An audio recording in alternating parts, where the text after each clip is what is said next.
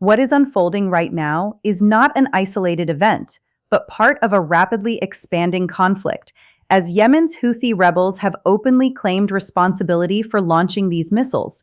signaling their direct involvement in a broader regional war that is no longer contained within one country, but is now spreading across borders with increasing speed and intensity.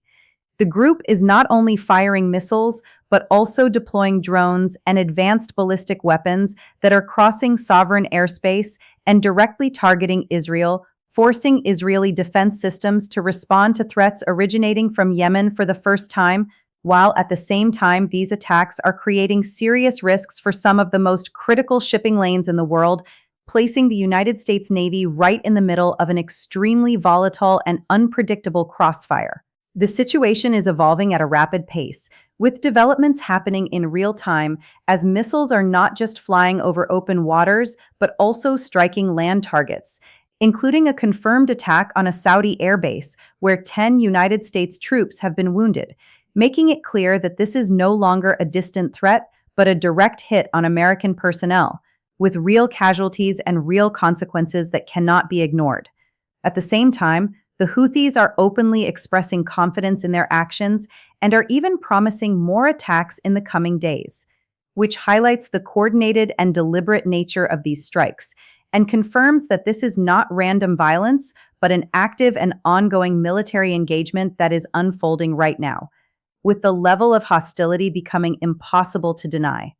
What makes this situation especially alarming is the fact that this level of direct confrontation is not something that happens under normal circumstances, because it is extremely rare to see American troops being wounded by missile strikes or U.S. warships actively tracking incoming threats in such an immediate and sustained way, which clearly indicates that a significant threshold of conflict has already been crossed. In response to this growing danger, the United States military has begun moving quickly, deploying thousands of Marines into the Middle East as part of a rapidly expanding operation, with more than 500 troops already arriving in the region and additional forces, including units from the 82nd Airborne, preparing to deploy, which shows that this is not a short-term reaction, but part of a much larger strategic buildup. The scale and speed of this deployment suggests that the Pentagon is preparing for something far more serious than a brief skirmish, as troops are equipping themselves with heavy gear, weapons are being positioned, and the logistical framework required for sustained combat operations is being put into place, creating a significant military footprint that continues to expand across the region. This shift means that American forces are no longer simply observing events from a distance, but are now directly exposed to danger, with enemy forces actively targeting them, which dramatically increases the risk of escalation and raises the possibility of a much larger regional conflict that could quickly spiral out of control, especially when thousands of combat-ready troops are being positioned for potential engagement.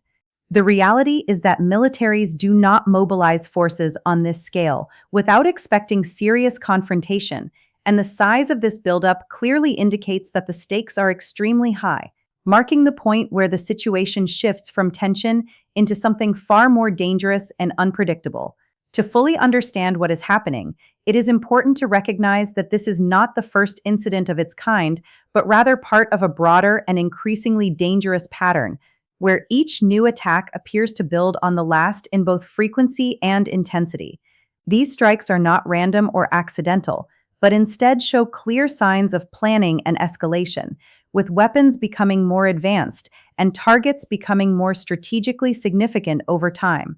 which suggests a deliberate effort to test limits and push boundaries. Recent incidents show drones striking critical infrastructure, including a major power and desalination facility, where the damage was severe and even civilian lives were lost, highlighting the growing impact of this conflict beyond military targets and into civilian spaces. At the same time, missiles have been repeatedly crossing borders, and unauthorized drones have been detected near sensitive military installations, indicating that the scope of these operations is expanding and becoming more aggressive with each passing week. This creates a pattern where each strike is followed by a response, and then another strike that is slightly more advanced or more destructive, forming a cycle of escalation that is becoming increasingly difficult to control. U.S. warships operating in these waters are particularly vulnerable within this pattern, as they represent high-value targets that attackers would see as a major symbolic and strategic victory, which means that every new launch carries the risk of pushing the situation even closer to a critical breaking point. The increasing frequency of alarms, the rising level of damage, and the growing number of casualties all point to one conclusion, which is that this is not random chaos, but a carefully calculated escalation strategy that is steadily intensifying. To make sense of the situation, it is important to clearly identify the key players involved and understand how they are connected, because while the conflict may appear complex on the surface, the underlying structure is actually quite direct. On one side, there is the United States Navy, which operates as a powerful military force tasked with protecting international shipping routes and maintaining stability in strategic waterways, projecting strength and ensuring that global trade continues to function despite rising tensions. On the other side, there are the Houthi rebels, a heavily armed group based in Yemen that controls significant territory and is responsible for physically launching the missiles and drones that are driving much of the current escalation. However, the Houthis are not operating independently, as their capabilities clearly suggest the presence of external support, particularly when it comes to advanced missile technology, targeting systems, and intelligence coordination, which are not easily developed without significant backing. That backing is widely understood to come from Iran, which provides weapons, funding, and strategic support,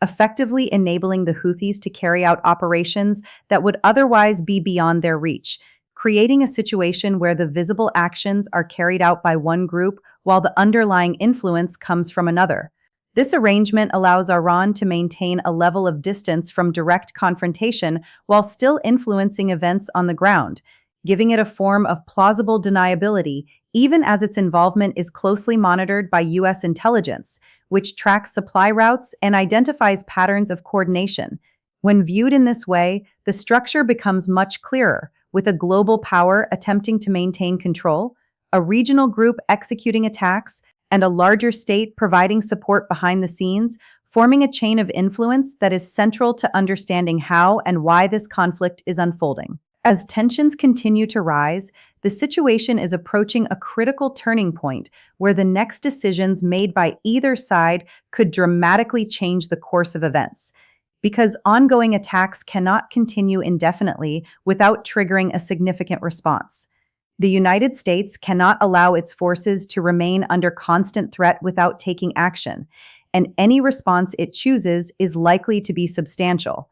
with military options ranging from targeted strikes to broader operations aimed at disrupting the source of the attacks. Discussions within U.S. leadership are already considering potential targets and strategies, including actions that could directly impact Iranian assets, which would represent a major escalation and fundamentally alter the nature of the conflict. However, such a move carries serious risks, because striking Iranian territory would almost certainly provoke a direct response, potentially leading to a rapid expansion of the conflict as both sides engage in increasingly aggressive actions. Iran has already signaled its willingness to respond strongly, warning that any attack on its interests would be met with force, which adds another layer of tension to an already unstable situation. This creates a scenario where each possible move carries significant consequences and where a single decision could trigger a chain reaction of events that quickly escalates beyond control, marking this moment as a true tipping point in the conflict. While this conflict may seem distant, its impact is not limited to one region, because the areas involved include some of the most important global trade routes, particularly the Red Sea and the Strait of Hormuz, through which a significant portion of the world's oil supply passes every single day. As tensions rise and these waterways become increasingly dangerous, commercial shipping is already being disrupted, with vessels rerouting or delaying travel to avoid risk, which directly affects global supply chains and the movement of essential goods. This disruption has immediate economic consequences, as reduced flow of oil leads to rising prices, which then affects fuel costs around the world, including at local gas stations, creating a ripple effect that impacts everyday life. Beyond fuel, the conflict also threatens the supply of key materials such as fertilizers, which play a crucial role in global food production, meaning that continued instability could eventually lead to higher food prices and broader economic strain. In this way, what is happening in a distant region becomes connected to daily life, showing how global systems are deeply interconnected and how conflict in one area can quickly influence conditions far beyond its immediate location. If the situation continues to escalate without restraint, the potential outcomes become increasingly severe, with the worst-case scenario involving direct and sustained conflict between major powers, leading to widespread instability across the region. In such a scenario, critical waterways could be closed entirely, halting the flow of oil and goods, which would have devastating effects on global markets and economies, potentially triggering a prolonged period of economic downturn. At the same time, the conflict could expand to include multiple countries, creating a broader regional war involving continuous military engagement, significant destruction, and a rising number of casualties. This kind of prolonged conflict would not only affect the region directly involved, but would also have lasting global consequences, including economic disruption, political instability, and increased security risks in multiple areas.